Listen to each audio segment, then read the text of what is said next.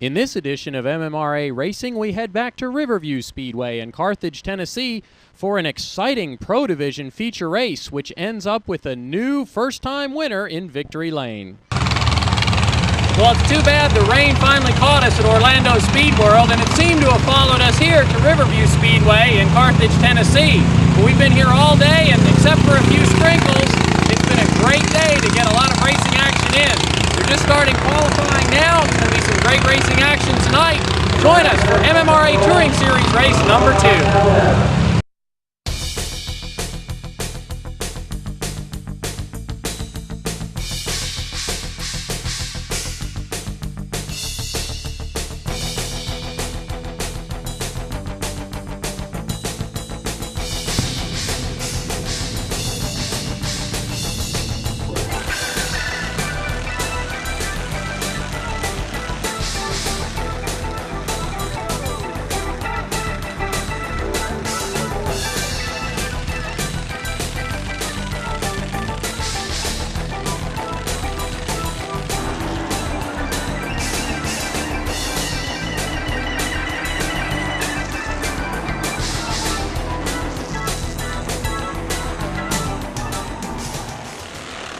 In our last episode, we saw Josh Byrns in the number 31 win his first ever MMRA Touring Series race at Riverview Speedway. Well, Josh went on to win the 2004 championship, and when we come back, we'll catch up with the champion, Josh Byrns. Welcome back to exciting MMRA racing, and we've had a chance now to catch up with Josh Byrns, the 2004 MMRA Eastern Open Division champion. And Josh obviously had a stellar year. I remember back in 2003, Will Kimmel did a great job, won a couple of the tour races, great run at Erie and all that. And everybody, felt like, boy, it couldn't be any better than that. Nobody would ever dominate like that. And you outdid Will Kimmel by a notch this year, just really stepping up to the plate this year. Well, I just went to every race thinking, not thinking I would win, but I always had a positive attitude going to the track. And then just to win 3 out of the 4 series events was just awesome. I never would have expected that at the beginning of the year, but I guess it all turned out for me. Well, and it never seemed like you ever fell into a points racing type situation. I remember in qualifying, and I forget which, I know it's Star, and I think at one of the other events, the 31 here was just about backwards in qualifying. I mean, you were looking for the fast time and basically risking tearing up the car. So it didn't ever seem like you backed off and tried to protect that position. Well, I always try to be at a certain level when I'm at the racetrack, and I treat every race like it's a whole new thing, like a whole new season starting over. I'm never gonna lower my. I'm never going to lower the bar a little bit just to save a car. I want to win that race just as much as anybody else. A lot of people, you are a new name to a lot of people, particularly on the national stage, but I don't know if it's still a secret that we're going to let out, but you've been behind the wheel of a Mini Cup before. This isn't your first rodeo. Oh, no.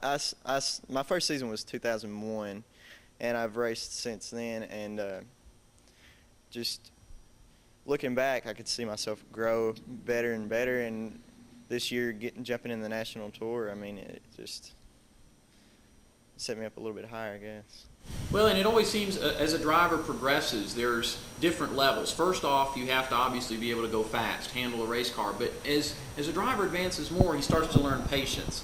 And I remember at Anderson Speedway, we saw that demonstrated so well. There were a lot of cautions in that event, and many of the cautions occurred because somebody would try to stick a nose in and go 3 wide. And we actually caught you on tape actually backing off early in the race when you were sticking this nose right here on the inside and realized that wasn't going to work.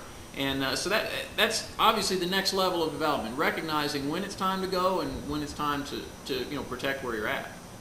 And that's something that I've known from the start, just learning from everybody else's mistake on the track. And realizing I've got 50 laps. In the first 10 laps, if I'm in an invert situation, I don't have to go for that spot. I don't need that spot right then. I'll wait till later on in the race and try to find somewhere I can take advantage somewhere else.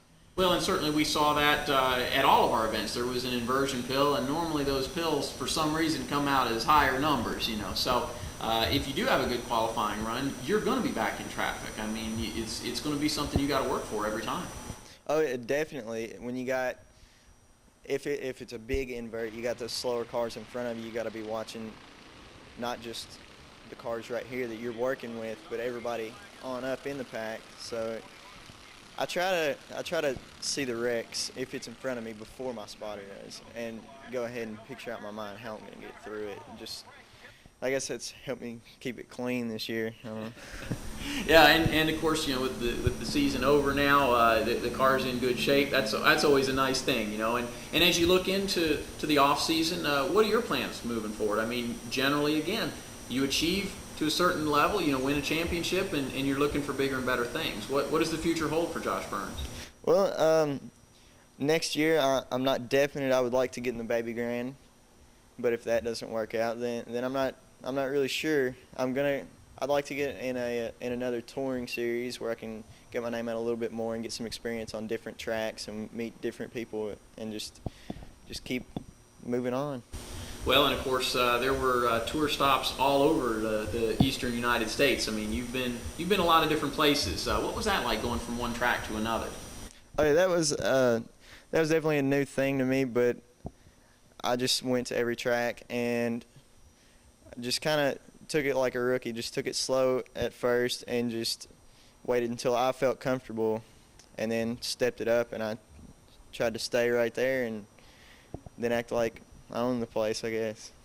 Now, what happens when you do go to a new track? I mean, you're obviously going to have an idea of what the setup's going to be rolling off the trailer, but as you go through practice sessions, there's going to be things you want to change. So, did you have the wrenches in your hand? Did you have some help in the pits? I've got my dad with me, but I help out all I can. And a big thing that helps, and I know crew members, is info from the driver. So I try to, when I'm out there in those first practice sessions, just feel what the car's doing and mainly just feel where I'm comfortable at. I mean, if the car's got to be real fast, but I feel like it's way too out of control, then I'm definitely going to have it put where I feel comfortable driving it. So I think that's a big help to any crew anyway. And when you think back over the season, what's the one big thing, the biggest highlight you can think of, what's most memorable for you in 2004? Definitely the race at Star. Starting 13th and then on the first lap being in 5th. That was a big thing to me. That was unbelievable. Just to me, even just getting through the field that quick, I've never done that, and then seeing it done with still having a car at the end of the race, I felt big for that. Well, a stellar year for Josh Byrns, sweeping the MMRA Touring Series and coming through the whole season with a car intact. That's a great accomplishment, and I'm sure the MMRA Championship ring will be helping him with sponsor hunting as he continues to seek to go to ever more advanced race cars. Now stay tuned to MMRA Racing. We're going to have more exciting action coming right up.